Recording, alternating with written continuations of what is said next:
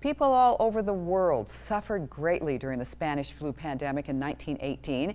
MTN's John Amy with a live report for us, looking at how hard Butte was hit and lessons history can teach us. John.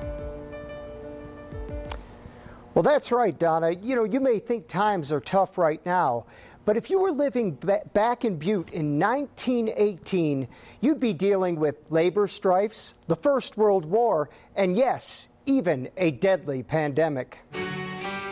It seems like difficult times during this coronavirus pandemic, but Butte has been through this before. More than 100 years ago, Butte, along with the rest of the world, was dealing with the First World War as well as the Spanish flu pandemic. Difficult times indeed. In those days, people were just dying so quickly that I don't think people had a real understanding of what was happening to them, but it must have been terrifying to have war, shortages, and a pandemic. When the Spanish flu pandemic hit Butte in September of 1918, the head of Butte's health department took action.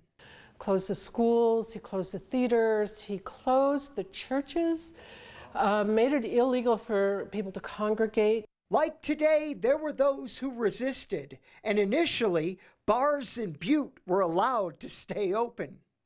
The bars and saloons kind of were really lobbying to stay open because, the economics of their livelihood. However, the churches got angry and they demanded that the saloons finally he closed them. Here's a fascinating artifact, the logbook from Butte's Department of Health in 1918. They were monitoring the Spanish flu every day.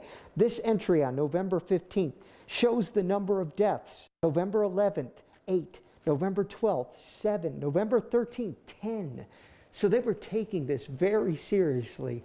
We know that we got through 1918, 1919, and we survived, and our community, recovered, and our economy recovered across this country. So we know once we get this virus behind us, if we wear our masks and wash our hands, we can move forward with rebuilding our economy and our community.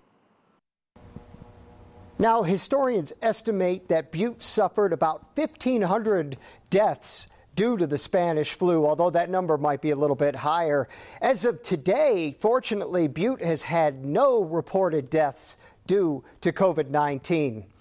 That's the story from Butte. Reporting live, John Amy, back to you. Thank you, John.